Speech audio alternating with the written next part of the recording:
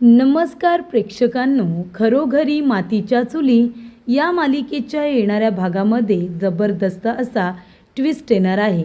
तर प्रेक्षकांनो, इथे आता माया आणि मास्कमॅनचं बोलणं लताच्या कानावरती पडतं.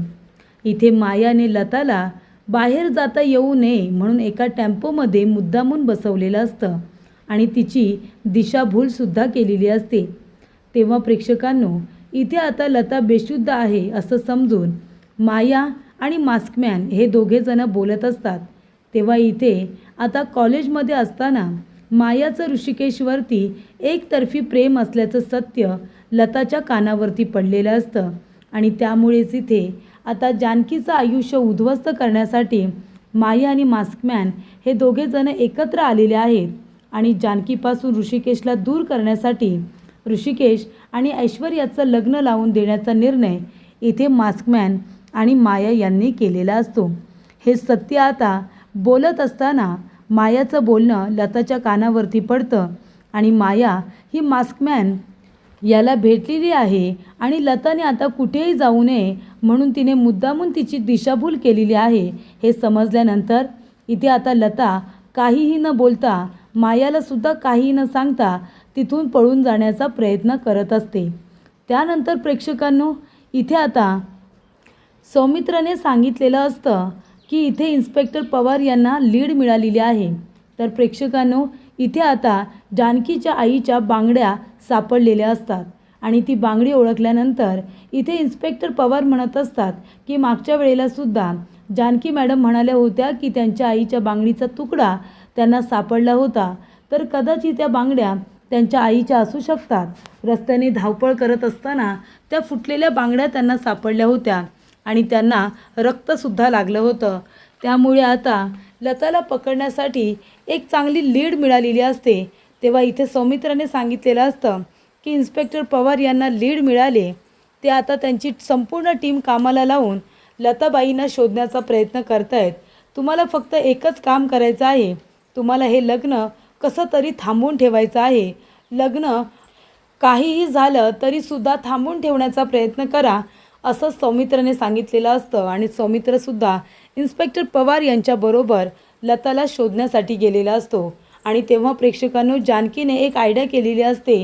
हे लग्न जर थांबवून ठेवायचं असेल तर इथे ऐश्वर्याला घाबरवलं पाहिजे आणि म्हणूनच सारखं आता सारंगला ऐश्वर्याच्या समोर आणलं जातं. सारंगला इथे आता भूताच्या वेशात बघून ऐश्वर्या अशी काही घाबरते की ती तापाने पूर्णपणे आता फणफणते. तापाने ती आता बेशुद्ध झालेली असते. तर प्रेक्षकांनो, येणाऱ्या भागामध्ये कशा पद्धतीने या गोष्टी घडत जातात, उलगडत जातात, आपण सविस्तरपणे बघूया. प्रेक्षकांनो, आपण बघितलं इथे आता जानकी आणि ऋषिकेश यांना लताबाईंचा पत्ता काही मिळत नाही. ऐश्वर्याला बेशुद्ध करण्यात आलेलं असतं गुंगीचं औषध देऊन. गुंगीच्या औषधामुळे तरी ती लताचा पत्ता सांगेल असं जानकी ऋषिकेशला वाटत असतं, पण ऐश्वर्या असं काही करत नाही.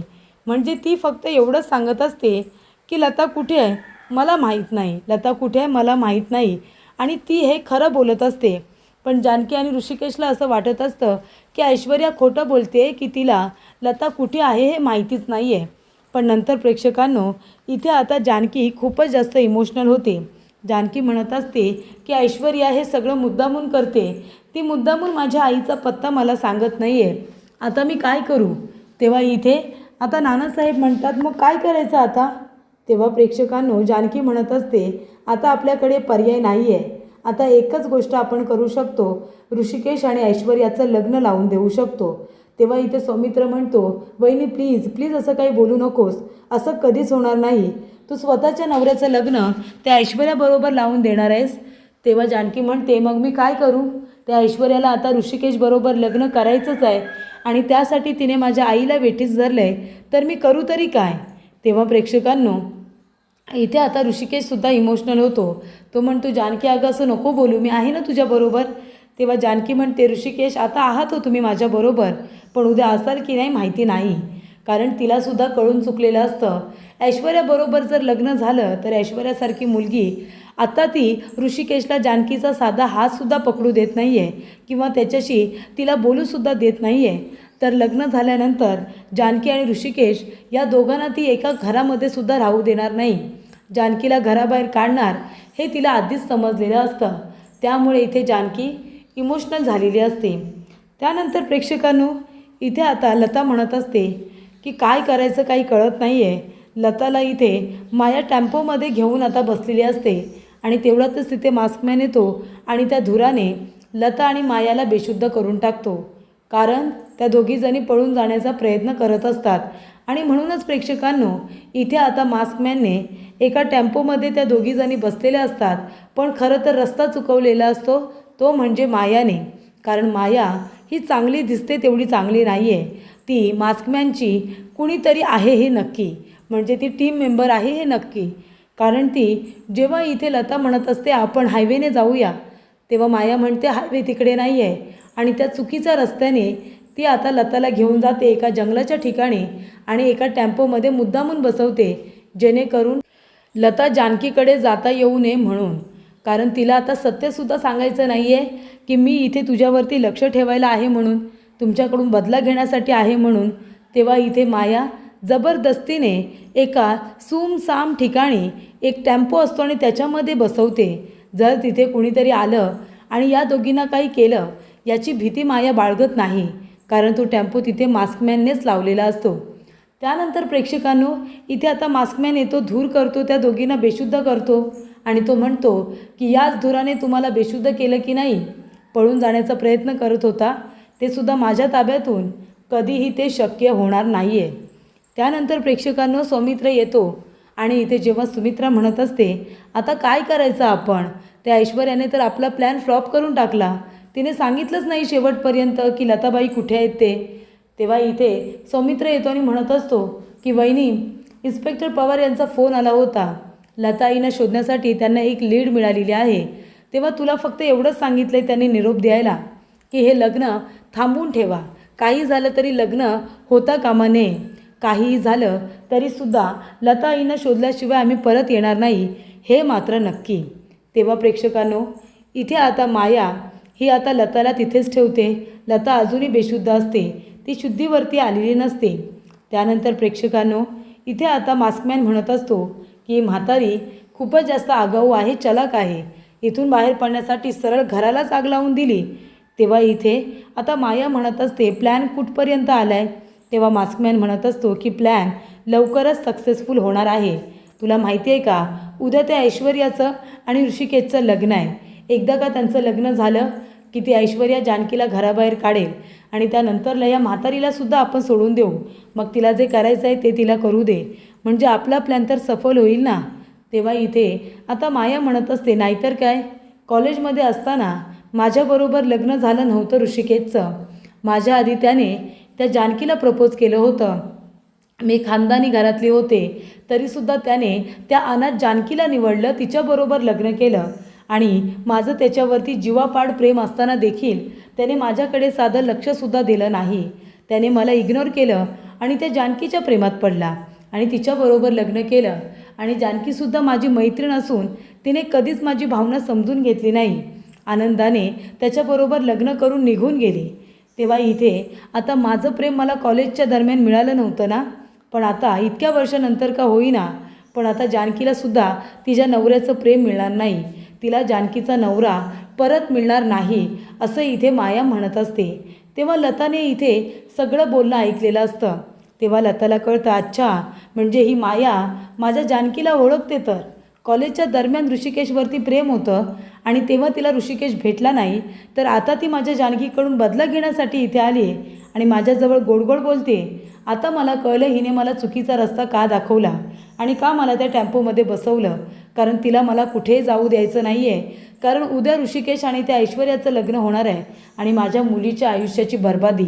काही झालं तरीसुद्धा ही आई आपल्या मुलीसाठी तिथे पोचणारच, मग त्यासाठी मला माझा जीव गमवावा लागला तरीसुद्धा चालेल. त्यामुळे प्रेक्षकांनो, इथे आता लता शुद्धीवरती न येण्याचं नाटक करत असते. शुद्धीवरती ती आलेली असते, पण तरीसुद्धा ती नाटक करते की ती शुद्धीवरती नाही आले म्हणून. आणि त्यानंतर प्रेक्षकांनो, इथे आता लता बघत असते आजूबाजूला. माया जेव्हा वॉशरूममध्ये जाते तेव्हा तिथून कसा पळ काढता येईल याचा प्रयत्न करत असते ज्या घरामध्ये त्यांना ठेवलेलं असतं ते घर जळलेलं असतं, तेव्हा एका गोडाऊनच्या ठिकाणी आता त्यांना ठेवण्यात आलेलं असतं. मास्कमॅनसुद्धा तिथून थोड्या वेळासाठी गायब झालेला असतो. तेव्हा प्रेक्षकांनो लता ठरवते आता काही झालं तरीसुद्धा इथून गायब व्हायचंच. त्यानंतर इथे मास्कमॅन आजूबाजूला आता लक्ष ठेवत असतो. काही झालं तरीसुद्धा लग्न हे ऋषिकेश आणि ऐश्वर्याचंच झालं पाहिजे. तेव्हा प्रेक्षकांनो ही गोष्ट आता लताला समजलेली असते आणि लता त्या गोडाऊनमधून आता कशा पद्धतीने तरी पळून जाण्याचा प्रयत्न मात्र करत असते. त्यानंतर प्रेक्षकांनो इथे आता सौमित्राने सांगितलेलं असतं की वहिनी लीड मिळालेली आहे. तुझ्या आईला शोधण्यासाठी इन्स्पेक्टर पवार यांनी संपूर्ण टीम कामाला लावले, तीसुद्धा सिव्हिल ड्रेसमध्ये. तेव्हा काही झालं तरी आज आत्तापर्यंत 1-2 तासाच्या आतच लताबाई कशा सापडतील याकडे जास्तीत जास्त लक्ष दिलं जाणार आहे. तू नको काळजी करू, फक्त हे लग्न आता होऊ देऊ नकोस. ऐश्वर्या काही झालं तरीसुद्धा ठरलेल्या मुहूर्तावरती लग्न करेल, पण तुला ते थांबून ठेवायचं आहे. तेव्हा सुमित्रा म्हणते अगं पण कसं काय थांबून ठेवायचं. तेव्हा संपूर्ण रणदिवे फॅमिलीने एक प्लॅन केलेला आहे, ज्यामध्ये ऐश्वर्या पूर्णपणे अडकत चाललेली आहे. ऐश्वर्याचं लग्न तर लावायचं, ऐश्वर्याच्या समोर ऋषिकेश तर उभा असणार आहे, परंतु ऐनवेळी आपण तिथे सारंग भाऊजींना आणायचं हा प्लॅन जानकीने केलेला असतो. कारण सारंग भाऊजींना पाहून ऐश्वर्याची बत्ती गुल होते हे मात्र सगळ्यांनाच माहिती आहे. त्यामुळं आता लग्न सोहळा सुरू झालेला असतो. समोर ऋषिकेश तयार असतो, इकडे ऐश्वर्या असते. ऐश्वर्या मात्र जाम खुश असते, आजीलाही तेवढाच आनंद होत असतो. ऐश्वर्या म्हणत असते की माझं ऋषिकेश सोबत लग्न होणार आहे आणि या घरची राणी मी होणार आहे, असं ऐश्वर्याचं चाललेलं असतं. संगीत सोहळ्यात एवढा पचका झालेला होता तरीही या ऐश्वर्याला मात्र अक्कल येत नसते. मंगलाष्टिका सुरू झालेल्या असतात. ऐश्वर्याची स्वतःची आई सुद्धा या लग्नाला आलेली नसते, तिच्या 2 मैत्रिणी आलेल्या असतात. ज्या काही दिवसांपूर्वी एक मैत्रीण आपल्याला दाखवली होती, जिच्याकडून तिने दागिने देऊन पैसे घेतलेले होते, ती मैत्रीण आलेली असते. आता या घरावरती तिला राज्य करायचं आहे, सत्ता मिळवायची आहे आणि आजपर्यंत जानकीने जे सगळं मिळवलेलं होतं ते सगळं तिला हवं आहे असं ऐश्वर्याचं चालू असतं. आणि मग ऐश्वर्या या गोष्टींसाठी तयार होते. ऐश्वर्या आता हातात हार घेऊन सज्ज असते. एकदा का मी ऋषिकेशची बायको झाली का मी या सगळ्यांना दाखवून देणार असं ऐश्वर्याच्या डोक्यात सुरू झालेलं असतं आणि ऐश्वर्या त्यासाठी सगळा गोंधळ घालत असते. खरं तर ऐश्वर्याचा इथे स्वतःचाच खेळ होणार असतो, पचका होणार असतो, पोपट होणार असतो. ती एवढी खुश असते ना, तिच्या चेहऱ्यावरचे रंग उडतात. ते म्हणजे जेव्हा ती हार घालण्यासाठी आता तिथे सगळ्यांच्या समोर उभी असते आणि हार घालण्यासाठी तयार होते. मधला अंतरपाठ काढला जातो, मंगलाष्टिका झालेल्या असतात आणि जेव्हा हार घालण्यासाठी ती तिथं समोर होते, अंतरपाठ काढला जातो आणि समोर ऋषिकेश नाही तर सारंग तिला दिसतो आणि त्या क्षणी ऐश्वर्याच्या शिट्ट्या वाजतात. ऐश्वर्याला कळायचं बंद होतं.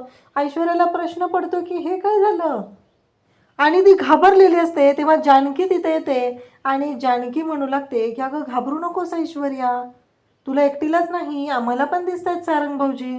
असं जेव्हा जानकी म्हणते तेव्हा ऐश्वर्याचा रंग उडालेला असतो. ऐश्वर्याला मात्र कळायचं बंद झालेलं असतं. म्हणजे सारंग कसा दिसू शकतो, कारण सारंग तर जिवंत नाही आहे आणि सारंग कसा इथं आहे असा प्रश्न ऐश्वर्याला पडलेला असतो. जानकी म्हणत असते की हो, सारंग भाऊजी जिवंत आहेत आणि सारंग भाऊजी तुझ्या समोर उभे आहेत.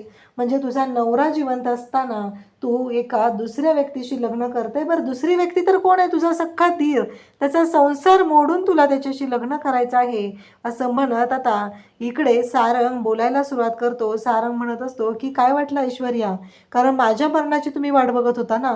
हां, माझ्या बाळाची आई होणार आहात, बरोबर आहे. कारण माझ्या बाळाची आई व्हायला मला सांगा, आपल्यामध्ये लग्न झाल्यापासून नवरा बायकोचं कोणतं नातं होतं का हो? नाही, बरोबर आहे. तुम्हाला हा प्रश्न विचारतानाही मला लाज वाटते. मी नवरा म्हणून कसा होतो आणि तुम्ही मला काय कुत्र्यासारखी वागणूक दिली, तुम्ही माझ्याशी कशा पद्धतीने वागत होता. माझ्या सोन्यासारख्या कुटुंबाच्या विरोधात मला जावं लागलं. देवासारख्या मानणाऱ्या माझ्या दादा बहिणींना मी तिथे त्यांना घराच्या बाहेर हकललं, वाटेल ते बोललो. हे सगळं तुमच्यामुळे झालेलं आहे आणि माझ्या कुटुंबाच्या विरोधात मी गेलेलो आहे. आणि या सगळ्या गोष्टी आता सारंग तिथे बोलत असतो. ऐश्वर्याची बत्ती गुल झालेली असते, तिला कळायचं बंद होतं. जानकी म्हणत असते माझ्या कुटुंबासाठी मी काही करू शकते. आता कळलं ना तुला, आता युद्ध होणार. जानकी आणि ऐश्वर्या दोघींच्या हातात दांडकं असतं आणि आता आता तिथेच दोघींनीही धुलाई करायला एकमेकींची सुरुवात केलेली असते. लाठीकाठी सुरू होते आणि ऐश्वर्या सुद्धा आता पुरून असते. ती सुद्धा जानकीवरती वार करू लागते. तेव्हा मात्र जानकी पण आता तापलेली असते, कारण जानकीच्या हातात अख्खं रणदिवे कुटुंब आहे. जानकी जर हरली तर रणदिवे कुटुंबाचं काय होईल हा मोठा प्रश्न उभा राहिलेला असतो. आणि जानकी मात्र ऐश्वर्यावर तुटून पडते आणि ऐश्वर्याला असा एक काय फटका देते. ती ऐश्वर्या स्टेजवरून खाली कोलांट्या मारतच खाली जाते आणि जानकी मात्र ऐश्वर्याकडे पाहत राहते. घरातले सगळेजण तिथं असतात. आता ऐश्वर्याची हकलपट्टी होणार हे मात्र पक्क असतं आणि जानकी ऐश्वर्याची धुलाई करू लागते. जानकीला खरं तर ऐश्वर्याचा खूप राग आलेला असतो, कारण जानकीच्या आईला एकतर तिनं किडनॅप केलेलं आहे आणि अख्ख्या कुटुंबाच्या बाबतीत हे सगळं चुकीच्या पद्धतीने चाललेलं होतं हे जानकीच्या लक्षात होतं. कारण ऐश्वर्या ऋषिकेशबरोबर लग्न करते, तिच्या पोटात बाळ वाढतही नाही आहे, त्या बाळाचा विचार करून ती सांगत आहे, पण माझ्या ओवीचं काय, माझ्या ओवीला बाबांचं प्रेम कसं भेटणार हा विचार तिने केलेलाच नाही आहे. हे सगळं बोलणं चालू असतं. शेवटी जानकी शेवटचा एक घाव घालते आणि म्हणते की आता बास, माझ्या कुटुंबाच्या विरोधात गेली, त्यांच्या भावनांशी खेळीस त्यासाठी, असं म्हणत आता जानकी जिंकलेली असते. महायुद्ध झालेलं असतं आणि हे युद्ध जानकीने जिंकून रणदिवे कुटुंबाला वाचवलेलं असतं. जानकीने खरं तर ऐश्वर्याला आता धक्के मारत बाहेर आणलेलं असतं आणि तुझी लायकी नाही आहे म्हणत तिला घराच्या बाहेर हाकलत आणलेलं असतं आणि घराच्या बाहेर हाकलून दिलं जातं. तेव्हा जानकी म्हणते की आता निघ, चालायला लागायचं, कारण हीच तुझी लायकी आहे. आणि सगळं रणदिवे कुटुंब एकत्र आलेलं आहे आणि सगळ्यांनी मिळून ऐश्वर्याला धक्के मारत बाहेर काढलेलं आहे. अशाच अपडेटसाठी चॅनलशी कनेक्ट राहा. थँक्यू.